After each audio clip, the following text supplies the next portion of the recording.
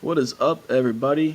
I am on a video making kick since I got this new little tripod. It's the Gorilla Pod thing for my little camera. Yeah, so I'm still running this Fujifilm waterproof camera. It's a pretty good camera, except it's not the best for making videos. But I'm still gonna make my videos anyway. So anyway, as you see, as the title of the screen is, I made myself some Kydex sheaths. Now this is my first time making Kydex. No, these are not it, obviously, but I'm going to roll them into the video as we go along.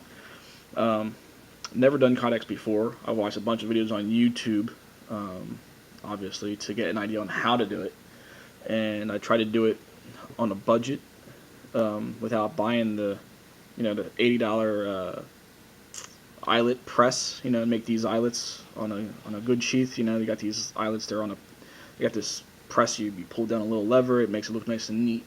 But it's out of my price range. I can't just do $80 on a press where I'm going to make two sheaths for. So what I did was, I went and bought, or I did some research first, and apparently there's this other little thing. It looks like a little rod and a little thing that you got to hammer. Problem with that is, there is no problem with it. First thing is, it's cheap. It's like $11 on knifekits.com, which is where I got my Kydex and the foam pads here to do this. The problem with that is I live in an apartment complex and I'm on the top floor, and I start banging away when I do most of my little gadgetry work, if you will, at midnight. So I'm up here. If I'm up here banging on this thing, setting rivets or eyelets or something, yeah, I'm gonna piss a lot of people off. So I have to keep it quiet, and so I was trying to find an alternative. And what I came up with was this goofy looking thing called the crop-a-dile. Yeah, crop-a-dile, not crocodile, crop-a-dile. And I don't know if you can actually read that. That's what it's called. Made by this company. We are memory keepers or something like that. It's the backing to the packaging or whatever. But yeah, this thing is meant for those scrapbooking. People probably, your mom has this in her thing. You can find this at Walmart or Michael's or some kind of thing. But anyway, cool little thing. It was right up what I needed.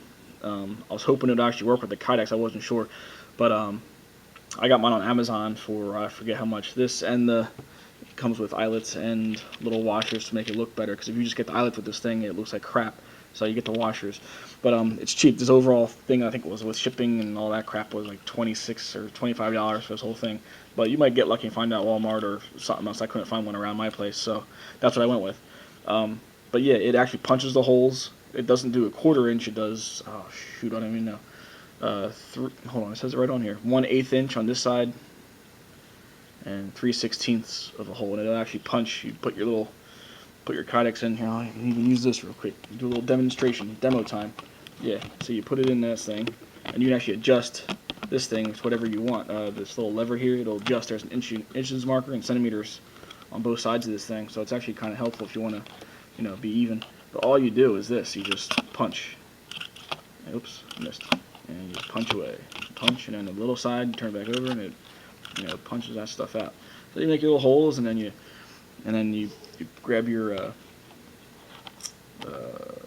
eyelet there, and then you put it in there, and you squeeze between these things, and it sets it. And you can apparently this thing can set snaps and all kinds of other stuff. You just turn these little blocks, and it's really meant for scrapbooking and making, I don't know.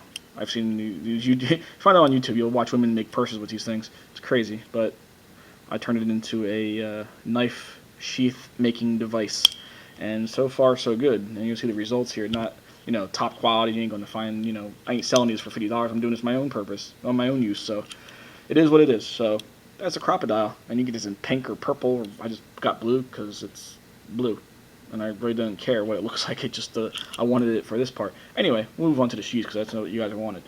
So yeah, so you guys know you've been watching my videos, hopefully.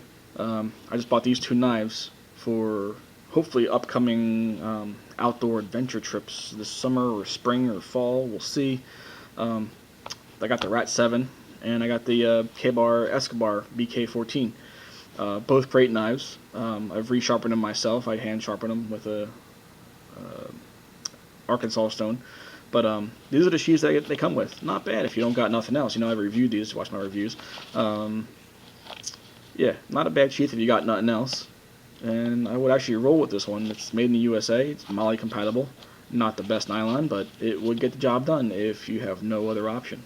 So yeah, we'll start with we'll bust the knives out, get the sheaths out of the way. And there's a Rat 7, and this is the sheath that comes with the Escobar, the K-Bar Escobar. Not a bad sheath, kind of big. It looks like play some ping pong with this thing. It's so wide. It is lightweight. It's got eyelets up here and everything, and I put the handle scales on. Put a little lanyard on. I like it better with the handle scales. It makes it a little bit heavier, not too much, but it does work. And my medium-sized hands, they fit. It fits better. But the problem with this, after doing a lot of research and wondering what was going on, and I kind of had an idea of what it was going to do before, but I just didn't believe it until I actually saw it myself. This actually dulls your blade. So I sharpen this thing so hair-popping sharp, and the problem with this thing is when you draw it, you're coming out like this. If you do something like this, it's like you may as well just run this on a stone. It doesn't take once, but 2 or 3 times, and your blade isn't what you just made it. It's crazy. But the sheath design overall is good. I just wish they'd make it out of just something else. I think there's it's glass reinforced nylon or something, and that's a shame because it's not a bad design. Big, but not bad. It's just the material. So I didn't want that. I wanted something else, and obviously Kydex was the answer. So we'll get rid of that. I'm not going to get rid of it, but put it to the side. Now, in rolls my Kydex sheaths. OD green. This is the not so thick stuff. Yeah, I know. It's my first time, so this isn't going to be perfect. A little shoddy on the edge. I don't have power tools up here. I'm using 220 grit, this red sandpaper, which got the job done. And for the bigger jobs, your trusty Letterman rebar, previously reviewed. Yeah, go check it out. I use the file extensively to get some of these when I cut this. And I used to cut it. I used these little scissors that I use for my Lexan. I'm into RC cars too. This cut both layers with it wasn't easy, but it worked. So, but yeah, I snipped along, cut it. I think I used my oven. Put the layer of tinfoil down, and just cut these to size. Put it in the oven for, I don't know, 5 minutes. Just kept watching it, make sure it doesn't melt, but it gets floppy. It's crazy. And yeah, so I just got the foam from knifekits.com to come along with it. And yeah, some of these guys on YouTube have these fancy presses and homemade presses. Well, I don't have that, so I actually just put these on the kitchen floor, and then I got a heavy book and stood on it for about 5 minutes, and that's what you got. And then it came out just fine. These are as you see, this one here got a little away from me. I don't know what happened, but for the most part, it's not going to be your $50 Kydex from like Red Hill Kydex or Chestnut Ridge Kydex. I forget their names, but this guy's been doing it. This is my first attempt at it. These are the rivets set by the trusty Crocodile, and yeah, basically all you would do is just, let's see, yeah, you set that in there like so, and push down, and it presses it into place, and they're fine. Okay, yeah, they're not completely black on this side. I can just touch that up with some paint or gun blue, or I don't know. I haven't tried anything yet. I just left it as it. I just did this last night, but yeah, fit and finish. I grinded it down, or not grinded it. I did all this by hand, no power tools whatsoever. I do have a Dremel if I wanted to use it, but yeah, it fits perfectly actually. It doesn't come out if I shake the shit out of it. It doesn't rattle. I'm actually quite pleased with it. So, I got 2 grommets down here if I still want to use it as a neck knife if I wanted to, and just use for whatever. And it works. It holds it together. So that's that one. I'll keep it there so you can enjoy. And the big boy, the Ontario Rat 7. Now this type of blade, I'm using these for like a backpacking trip, so I'm not carrying these on my hip or anything. These are going in my pack. This one's going on my shoulder strap. I like to carry these upside down, just to have a quick something to get to without taking my pack off. But this one will go in one of the side pouches, or in that I have a Kelty Coyote 80 or something like that. I forget the name. Kelty Coyote. It's it's got like a sleeve between the pouches. If you know backpack, you know what I'm talking about. Anyway, here's a cute sheath for this, and this one fits perfect too. Now I don't have the little thumb ramp or the push thing right here, but it just seems to work fine as it is. I'm not experienced with Kydex. This is again my first attempt at this, and I can hold this upside down all day, and no rattle whatsoever. And I got 12 eyelets on this one. Kind of a goofy looking shape to it, but it's functional, and it works, and it snaps in, and it doesn't move.